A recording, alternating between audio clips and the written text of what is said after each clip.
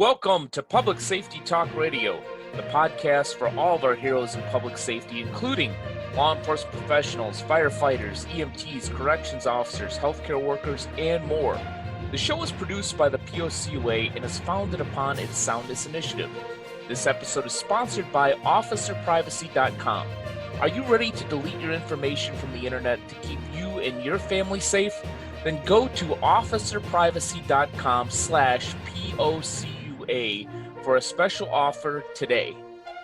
I am Ken Bader, your host for Public Safety Talk Radio, and I have an awesome guest again. His name is Robert Garland, and he did something very entrepreneurial as well as is very needed. He started the Fund the First program, actually fundthefirst.com, and we're definitely going to talk about that. It's a crowdfunding platform for our nation's heroes. He's also an NYPD detective. He's a chairman of the Fallen First Reserve. And he's a podcast host as well. He's the podcast host of Heroes First, so he's certainly going to keep me on my toes. Robert, welcome to the show, man. Ken, it's a pleasure to be on. Thank you so much.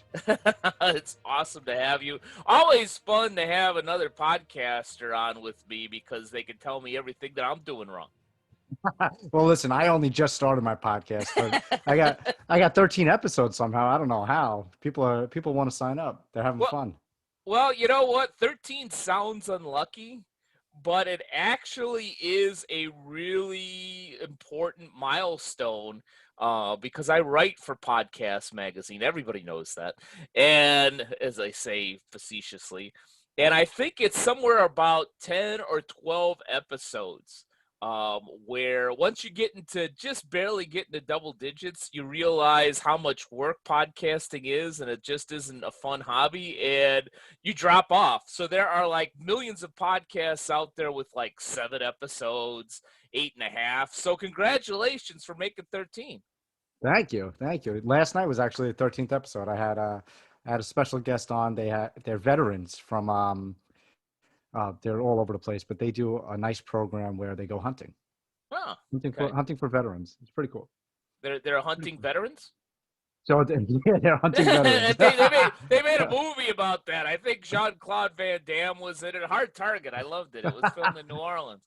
I didn't know that was actually happening for real. It's called, they have a business called Hunt to Eat, which is great. They go hunting. They help veterans go out in the wilderness and, let go of all the stigmas that they're holding on to and all the stresses with society and everything. That's all the nonsenses that we all deal with. Sure. And then there's a nonprofit organization that they have, Heroes Harvest. So basically does the same thing. Yeah, very, very nice. Yeah, definitely a useful program. I could never be on it. One, I'm not a veteran. Two, I don't know how to hunt for tacos and hot dogs.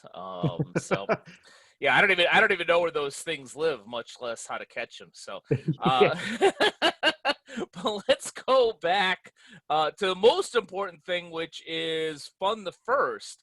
I want to hear more about that, especially because, there's a number of crowdfunding platforms out there. Why yet another one specifically for first responders? Well, it's an important need. And actually, Ken, I'll ask you a question. And unfortunately, we see it all too often. We see, a police officer that's been killed or has cancer or whatever it may be. And there's thousands of different reasons why first responders, military, medical professionals, their families, their friends are starting fundraisers. But when you hear a fundraiser, what's the first place that you think of that a fundraiser is going up on? Usually like GoFundMe Exactly. or something like that. Yeah, GoFundMe Right. is the first thing that comes to mind, actually. First thing, and they've done a great job. They branded themselves where they're the household name for fundraisers. Everyone knows, let's do a GoFundMe. But now on GoFundMe, there's not a real way to vet and verify our nation's heroes. And there's a problem. We'll see it time and time again where within an hour, a half hour, an hour, 2 hours of an incident happening, someone starts a fundraiser for somebody, and you don't know if it's authorized. Who's the one that's doing this campaign? And now all of a sudden money's flowing through, and the person that this campaign is actually for, do you know if they're actually getting the funds? And it becomes a problem. There's 6, 7, 8 campaigns for the same exact person, and there's thousands of dollars rolling through. So in recognizing this, we wanted to develop, and it actually, unfortunately, a lot of these things come out of a hardship. And Mm-hmm. it started from one of my closest friends. His daughter was born with a rare illness. And this was a couple of years ago. And I wanted to get them on one of these crowdfunding platforms to raise money. And he didn't want to do it. He didn't want to put his daughter's face out there because he was afraid of someone else trying to benefit off of their hardship. And Sure. unfortunately, that does happen time and time again. So Mm-hmm. the businessman in me took over and I said, I'm going to put pen to paper and develop something for you and for all first responders, military, and medical professionals alike to raise money without having to worry about anything. And that's where Fund the First comes in. At Fund the First, we've developed the nation's only and the nation's leading verified crowdfunding platform for first responders, military, medical professionals, their friends, their families, nonprofits alike, and businesses alike. And what we do is we have a unique partnership with ID.me. Now, I'm sure you've heard of ID.me, right? You know So, what? I have only because I've gone through your website, and you're definitely a podcaster. Because I was gonna ask, how do you verify these people? And you segued right into it. ID me. So talk about yeah. that. So, so ID.me, it's run by Blake Hall. Blake Hall is former military, one of the most intelligent people I've ever met. And it's an incredible program that he's put together for identification purposes. And originally, what they were doing was they were verifying all different people and different types of professions to allow them to get discounts at different stores and stuff like that. But then they started to segue into DMVs and Social Hmm. Security. And now they're basically building a layer out of the internet to verify everybody. It's amazing, absolutely amazing. And that's so important in today's day and age. So when we were developing Fund the First, we wanted to figure out what's the best way of verifying people, especially our nation's heroes, because that's our target audience. How are we going to get to those people? And we looked at different programs, and ID.me was the only one that really stood out. So when we contacted them, they never had a use case like this before. This was completely new. So we wrote their API into our platform, something brand new, first to market, to really allow for that trust layer, because trust is everything. Listen, as cops, trust is everything, Yeah. right? We need that trust layer. We need trust. So it's been absolutely incredible. When we launched, we were on Fox and Friends right away. Within a week of launch, we've now been in the media over 100 times. We now have over 160 campaigns on the platform in only 8 months. We've surpassed $1 million raised through those 160. But the unique thing about crowdfunding and what people don't realize sometimes is when you start a fundraiser, you're throwing up a fundraiser on a platform and you think that, oh, well, money will just come in because people will see it. Hmm. But that doesn't always happen. Correct. You need to have an emotional connection. And having that emotional connection is so important. And that's why you have to share it with your personal networks, friends, families, and everything. So when you start one of these campaigns, if you're organizing it for somebody else, or you're organizing it for yourself, you need to be sharing it. You need to be asking. A lot of us, it's very hard for us to ask for help. Sure. No one wants to ask for help, especially first responders, military. No one wants to ask for that help. But when you're in a scenario like this, people are going to stand up and help you. Hmm. And it's not always about the money that comes in. It's actually about that support system that goes along with it. And that's really important. So we reached our goal. We weren't supposed to reach $1 million raised until mid-April, and we reached it at the beginning of last month. So the average campaign on our platform based on those metrics is around $9,000. But there are campaigns that have raised 60, 70, $130,000. Sure. And there are campaigns that have raised zero. And it's unfortunate, the campaigns that have raised zero, some of them are really touching stories, but they don't share it and they don't ask their Yeah. networks to really help.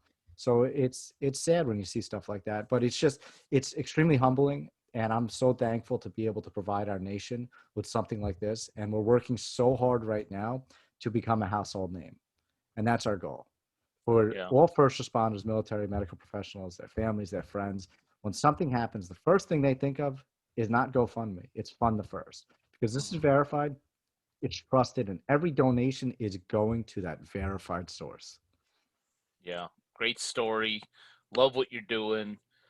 Yeah, you brought up a very important point that I hadn't thought of until just a few minutes ago is, yes, the financial support is important.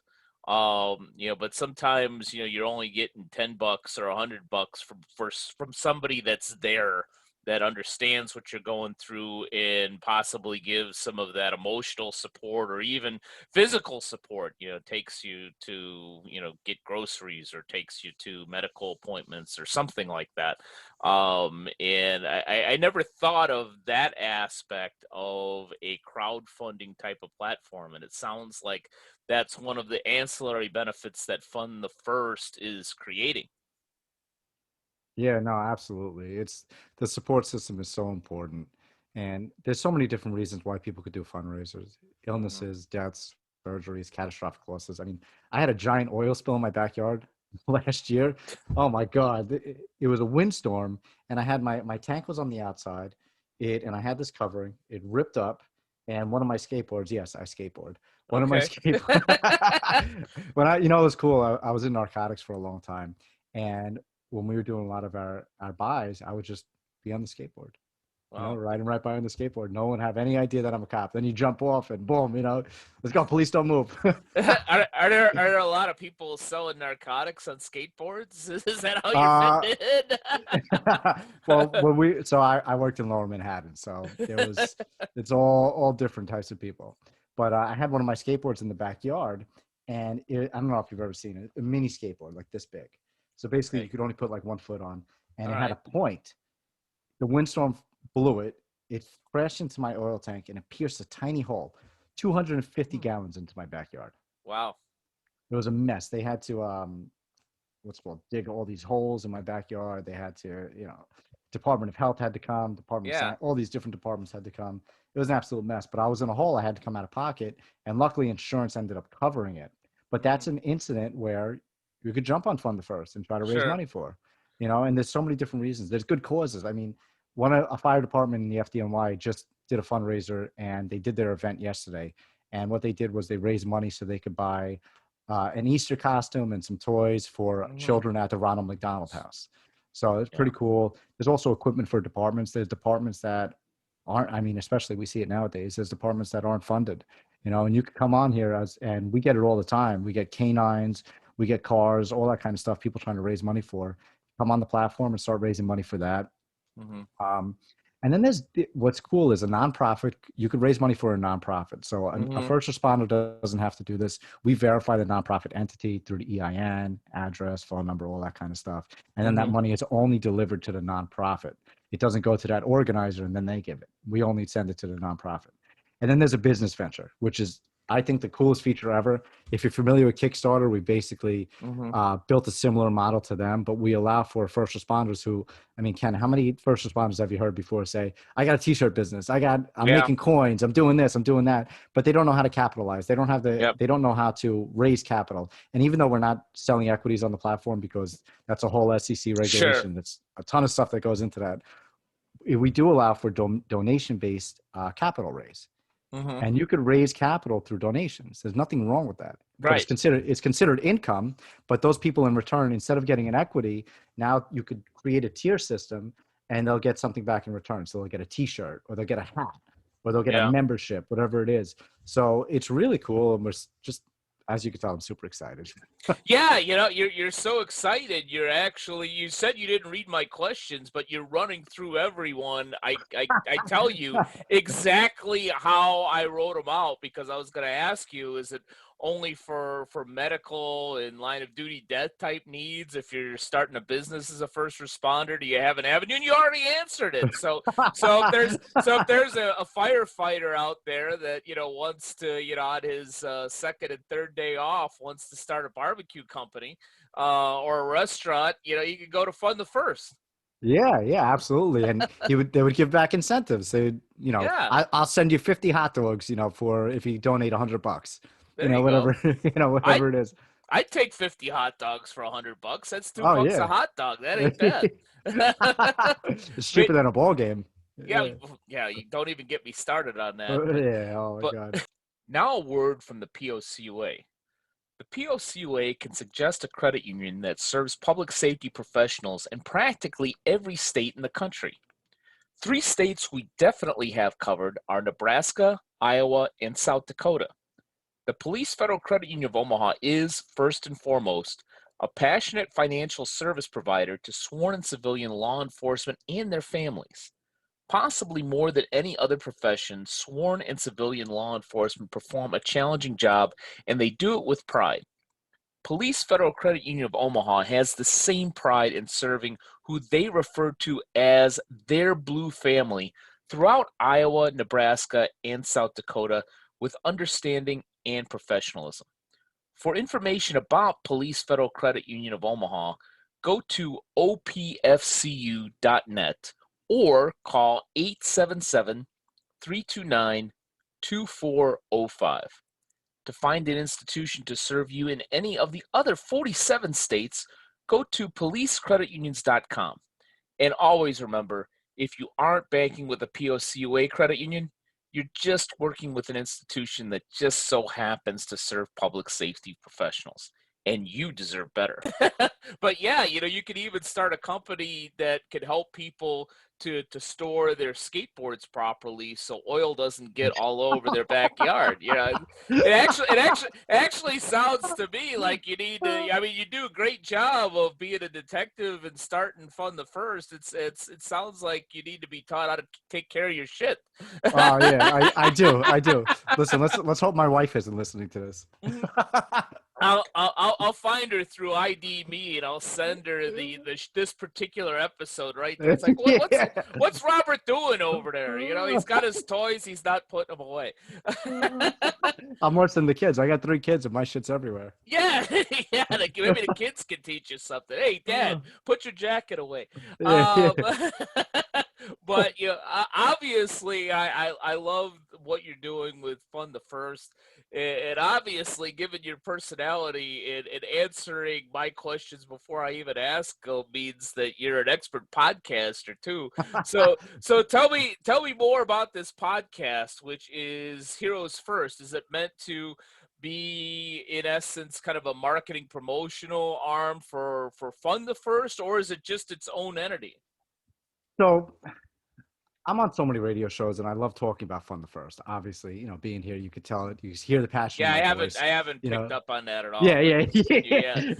So I wanted to give people an outlet where maybe they don't have that capability to talk about their business or their campaign that's on our platform. So all the people that have been coming on our platform, they either have on the podcast, they either have campaigns on the platform or they're connected to the first responder, military, and medical professional world. And it's great to give these people a voice. A lot of them have such great stories. And, I asked some questions on the platform, on the podcast. I keep calling it platform. I don't know why I'm saying that. I'm mixing the platform and the podcast. So podcast. Yeah. You know yes. what? I'm not even going to edit that out. We'll leave that in. Go ahead. So the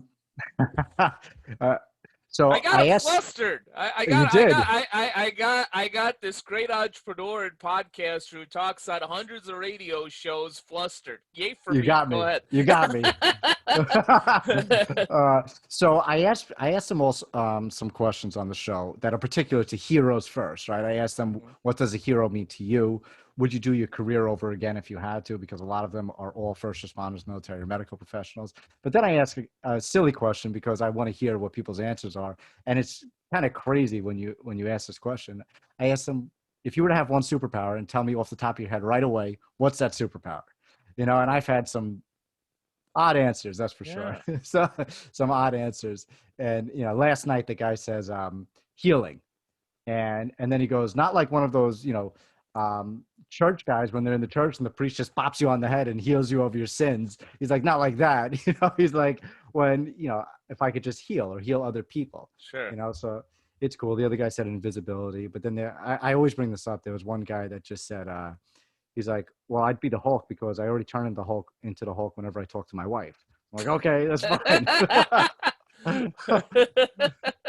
Well, that's a great premise for a podcast. Myself and a lot of the other podcast experts that I talk to, we talk about the fact that you can make almost anything that's legitimate and sincere into a podcast. And to take the stories from Fun the First and highlight them on Heroes First is a perfect idea. It gives exposure to the campaign. It tells, an intriguing, unfortunately sometimes a sad story, but a needed story. That's a great way to get these campaigns out there. No, yeah, it is. It is. And we're very happy to be able to do that. They share it with their networks. And I've seen before, after the podcast goes up, some people share it with their networks and more donations come in. Yeah. So it's great. It really is great. Do you have to maybe pull some teeth or twist some arms for some people related to certain campaigns to get on your show, or is there a lot of openness to go on and talk about what they're dealing with? So what I did was when I started the podcast, what's this month? It's freaking April already. I can't believe It's that. April, and this will probably go live in, like, December. So, uh, yeah, it'll go live sooner than that. Yeah, let's talk about April. so so I started the podcast, I guess, January, and I started developing it, making the graphic for it and putting everything together. And I put out a note on my LinkedIn. I put out a note to the email list on Fund the First, and then to personal contacts. I said, "Here's my calendar. I'm recording on Thursday nights at 9 p.m. Eastern. If you want to jump on the show, book a date." I got filled up all the way through to the end of June.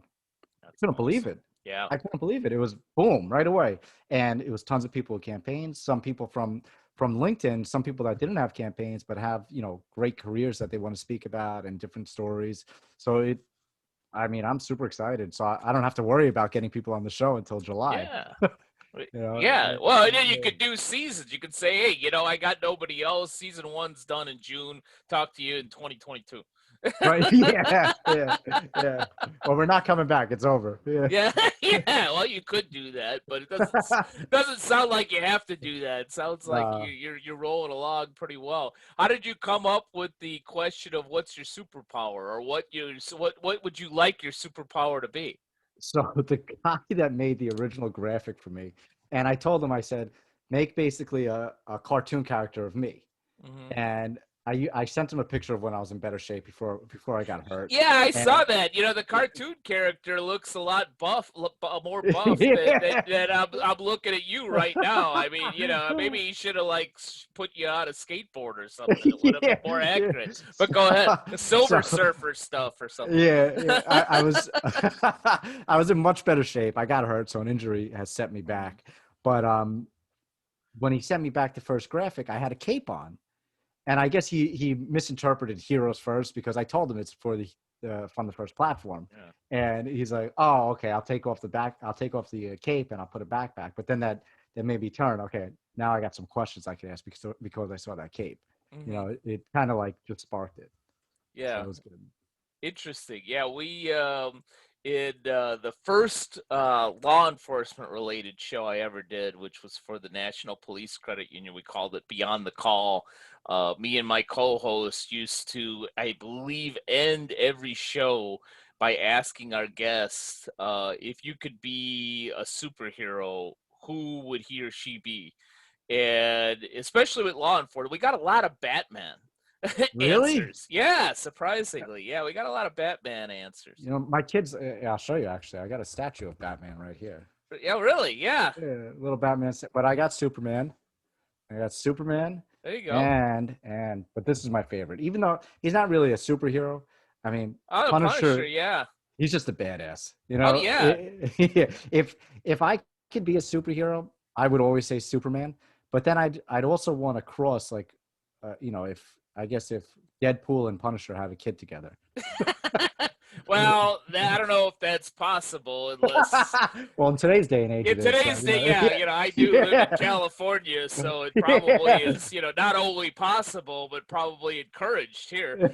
Um, but Uh, yeah, it's I think a lot of a lot of first responders, they kind of gravitate to those superhero characters that, aren't aliens or, didn't, Right. get bit by something and all of a sudden they have these superpower. Punisher and Batman were just regular guys Yeah. that, just, found a way to kick ass. But, I'm actually a little bit pissed that with all these billionaires out there, nobody turned themselves into Iron Man or Batman yet. Yeah. What the It's hell? kind of, You would horse think.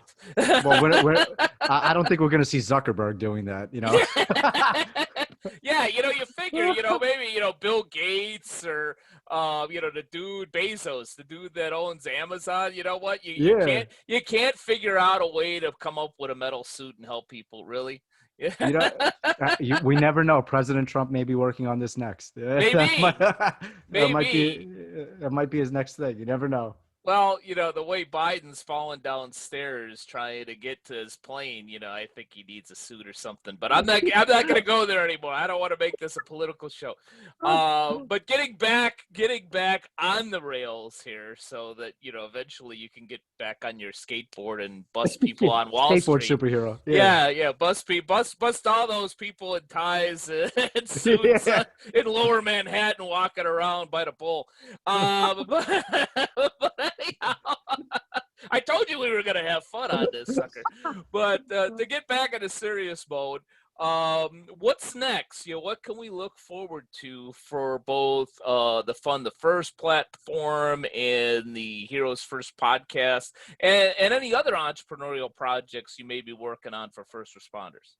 Yeah, so that's actually a great question. So the Fund the First platform is always evolving. We're making new changes to the platform on a weekly basis. There's a lot of technology behind it, and we're constantly trying to give the best experience possible to our nation's heroes and basically build out a network where we could have almost like a social platform, a different type of experience. We have a heroes map on there. So our national heroes map, you could see where everyone, if they've created a user profile, I think we're between, 11,000 and 20,000 donors on the platform right now, but only about 4,000 have created profiles, which is still a lot. Right. But if you create a profile, you could designate if you're a law enforcement, police, firefighters, whatever it is, and then you put your address, not your address, your zip code, and then it puts you on a map. And it's pretty cool. So the map shows we only have one state that doesn't have a user, and that's Nebraska. I don't know why. Oh, wow. Yeah, Interesting. Well, first Nebraska's off, really- you definitely don't want to put your address on there. No, Otherwise, yeah. my guest from a couple weeks ago that runs officerprivacy.com Oh, cool. Okay. will get a hell of a lot more business. But yeah, that's interesting because one of our biggest supporters in the POCUA is the Police Federal Credit Union of Omaha. So we might have to figure out a way to get Nebraska on that map. Yeah, let's get Nebraska. Let's get Nebraska on the map. Yeah. So that, building out the experience for our nation's heroes and really giving that support system is really great. The podcast will be ever evolving. I just joined a podcast network with a couple of other podcasts throughout the country, and we're trying to really broaden our spectrum and allow other people to talk about that. Ken, if that's something you're interested in, I'll message you and show you it. There's no fee to it or anything, so don't worry about it. No, there's no fee. All right, now I'm interested. No fee. Yeah, send me the stuff. I'll say it's a nice network. Definitely a nice network. Well, if there is a fee at some point, I could just join Fund the First and fundraise for it. Exactly. That's the perfect way to do it. So I do want to do a lot of public speaking when everything opens up, because there's a lot of first responders, military, medical professionals that don't understand business and don't understand how to do something else in their careers. Because what do we do as first responders, especially law enforcement? What do? We become a cop and we retire, and then that's it. And we get a security gig somewhere. And we don't understand the entrepreneurial world. We don't understand the business world. And we don't look elsewhere. And we don't think of different ways of capitalizing and making money or supporting other people. So I definitely want to teach people about that. There's listen, raising capital is a big thing. Big thing. How to talk to VCs, how to talk to private equity groups, how to form your own company, whether it be an LLC, a C Corp, an S Corp, what to do with that, how to write bylaws, all that kind of stuff. I love teaching people those things. And I want to be able to vocalize that and go to different places, especially, police departments, because that's my, my blood right now. I want to teach other people how to do that kind of stuff. and it's really important. So I'd love to do that. We do have something fairly large in the works right now, and because we sent out a newsletter, I will talk about it. We're listing on Republic. I'm not sure if you've heard of I s- Republic. I saw that You via saw the your email? email list. Yeah, Oh, good. tell us more about that. So there's only so much I can say right now, but we are listing on Republic, and that's going to be going live very shortly. Republic is the number one verified equity crowdfunding platform, and they do a lot of vetting. I mean, there's been things on there like SpaceX, Robinhood. They all listed on there. So it's all private equity, and it allows people to now invest in a company for a much lower rate because it's called a Reg CF, so regulation CF round, and it's basically where when we did an original round for Fund the First to raise capital, it was called a pre-seed round. And there's a lot of regulations behind it. Even with this round, a lot of regulations, but the minimum investment is high. With this, the minimum investment is very low, and it allows people to come in and now having a financial stake in something and now have a vested interest. So Sure. now let's say you came in and invested $100 into Fund the First. Now you know that that's there. You're supporting the platform, and at the same time, you're supporting all those nation's heroes by being part of that growing family. And it allows for people to be aware and have that vested interest because now when something happens, that's going to be the first thing you think of. Sure. So to opening up this arm onto Republic, it allows for us to reach thousands of people in a different way in the investment world. And it's really cool. So that's something we're doing right now to raise capital, to broaden our platform because marketing is everything. Yeah. And right now we're doing an excellent job of marketing, but a lot of it is organic. And even though we did do well in our first capital raise last year, um, funds only last so long. Yep. So That's what I hear. yeah, funds only last so long.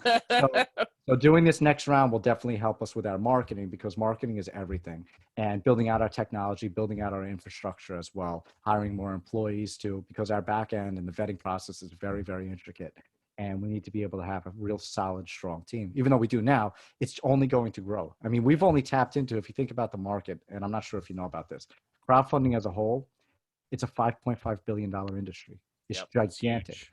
And there's 600 million campaigns out there. Mhm. It's wild.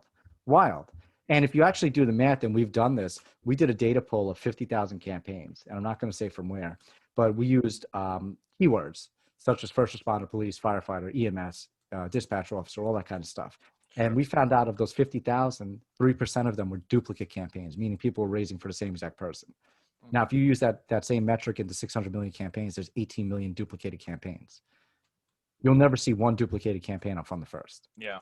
That's why we're so important. So if we could tap into 10% of that market, that's a lot of campaigns. And that's why we need this extra capital, and right now we're doing a great job. And our goal is really within a year and a half from now to be that household name. And I think we're going to get there. And, getting on a show like yours and all these other shows I get on, it just only helps grow our reach. And it's really important to make people aware that a trusted service is out there. Yeah. If you're not a household name yet, especially in the first responder community, you're well on your way, man. Yeah, thank you. Yeah. We're trying. Yeah. Well, speaking of that, probably the most important question, other than, where's your skateboard, is yes, I do. I do beat a joke to death. I love it though. But I love it. but the most important question is how can people find you? How can they find all these great things, both Fund the First, the Heroes First podcast, and anything else that you're working on that people in the first responder community and the healthcare community gravitate to? Sure. So you can find me directly. I'm on social media at Robert D. Garland, Garland, on all social media platforms. LinkedIn. I love LinkedIn. It's a great networking experience. But I'm on there. Our website is fundthefirst.com. And that's where you can see our verified crowdfunding platform. On that website as well, if you scroll down, there's a link to the Heroes First podcast, which is on Spotify, everywhere you listen to your podcast. It's also on YouTube at our Fund the First social media page on YouTube, which all social media for Fund the First is at Fund the First as well. And then we also have a nonprofit organization, which is an arm of Fund the First, and it's called the FallenFirstReserve.org. Yeah. And at the Fallen First Reserve, what we do is we support line of duty death families. And unfortunately, as we all know, especially because of COVID, the average line of duty death is between 300 and 400 deaths per year. Yeah. And it's really tragic, but we want to be able to give back to these line of duty death families in a monetary sense, and where we're giving them a $5,000 check, no questions asked. Hey, this is from the Fallen First Reserve. Here you go. But now at the same time, when they see that, they'll also see that these people are also behind Fund the First. And now it opens up their eyes and they say, you know what? Maybe I'll start a fundraiser on Fund the First as well to raise more money. Yeah. So they go hand in hand with one another. It's really great. So if anyone wants to visit all of those websites, the fallenfirstreserve.org, you could make monthly donations to, biweekly, whatever it is. And that's to support our line of duty death families. And then if you want to start a campaign or support a campaign on fundthefirst.com, that's there as well. And then if you want to get on my podcast, shoot me an email. That's rgarland@fundthefirst.com. Yeah, but if you want to get on this podcast, it won't be until like July or something.